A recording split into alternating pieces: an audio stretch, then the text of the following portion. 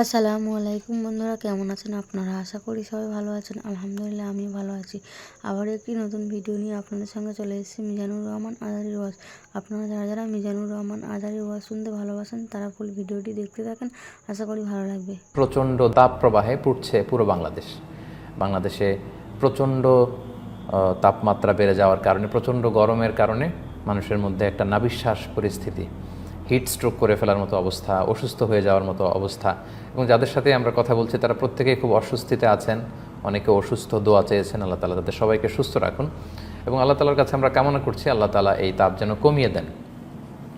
তাপমাত্রা বেড়ে যাওয়া, তাপমাত্রা কমে যাওয়া, এগুলো সবই ন্যাচারাল ফেনোমেনা। এটা পৃথিবীর স্বাভাবিক একটা নিয়ম এবং এগুলোর অনেকাংশেই আমরাও দায়ী। কারণ আল্লাহ তাআলা বলেছেন, লাহরাল ফাসাদু ফিল বাররি ওয়াল বাহরি বিমা কাসাবাত আইদিন নাস। জলে স্থলে যত বিপর্যয়, এগুলো তোমাদের হাতের কামাই। কখনো শীত আসে, কখনো গরম আসে।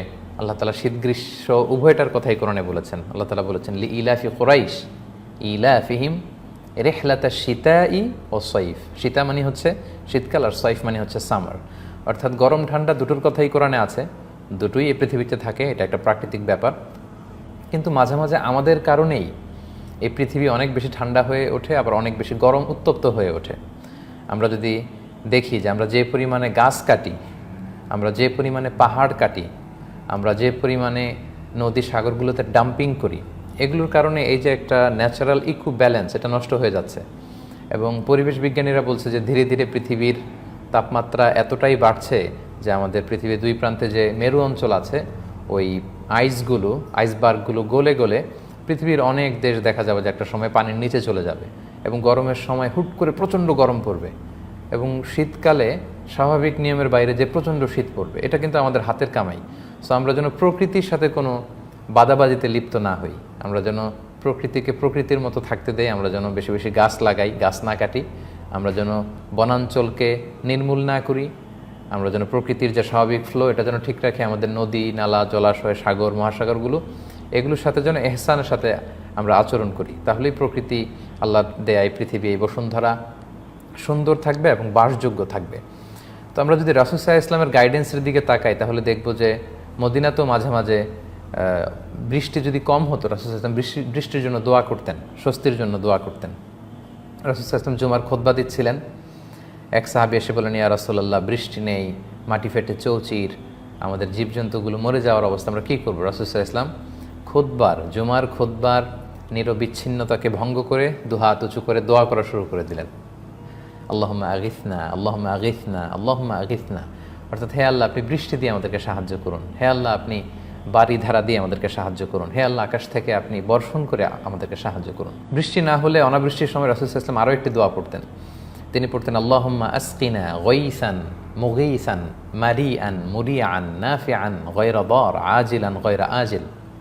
অর্থাৎ, হে আল্লাহ, আপনি প্রচুর পরিমাণে বৃষ্টি নাজিল করুন।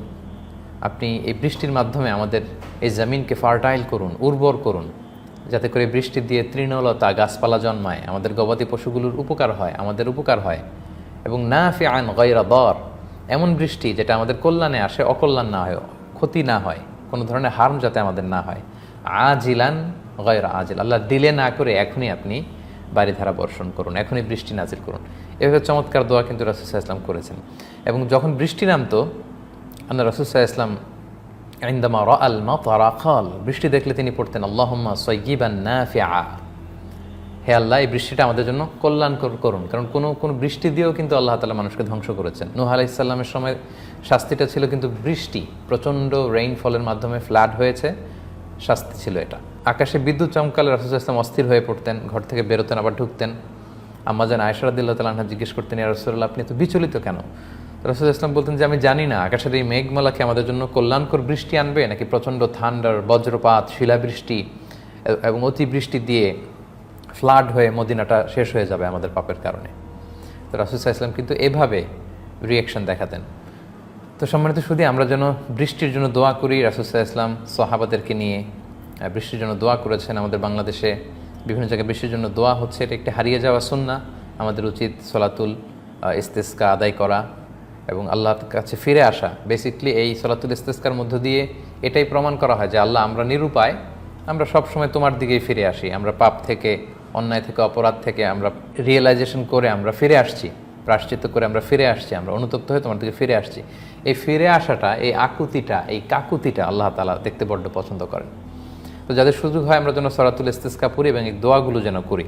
আল্লাহ তাআলা হিমেল শীতল ঠান্ডা বাড়ি বর্ষণ করে আমাদের প্রিয় মাতৃভূমি বাংলাদেশের এই প্রচণ্ড তাপদাহকে আল্লাহ তাআলা যেন কমিয়ে দেন। এবং আমরা দেখেছি যে ঢাকায় 40 ডিগ্রি সেলসিয়াস তাপমাত্রা রেকর্ড হয়েছে এবং বাংলাদেশের সর্বোচ্চ 42 ডিগ্রি তাপমাত্রা, যেটা বিগত প্রায় 50-60 বছরও এরকম হয়নি। 60-এর দশকে এরকম তাপমাত্রা উঠেছিল। সো ব্যাপারটা খুবই জনজীবন অতিষ্ঠ হয়ে উঠছে, মানুষ খুব কষ্ট পাচ্ছে। আমরা আল্লাহ তাআলার কাছে দোয়া করি আল্লাহ তাআলা যেন রহমের বৃষ্টি দিয়ে বাংলাদেশকে শীতল করেন। ভিডিওটি ভালো লাগলে একটি লাইক, কমেন্ট ও শেয়ার করে পাশে থাকবেন বন্ধুরা। যারা যারা শেষ পর্যন্ত ভিডিওটি দেখেছেন তাদের জন্য অনেক অনেক ভালোবাসা থাকলো বন্ধুরা। আরও নতুন নতুন ভিডিও পেতে চ্যানেলটিকে সাবস্ক্রাইব করে পাশে থাকবেন বন্ধুরা। ভালো থাকবেন, ধন্যবাদ।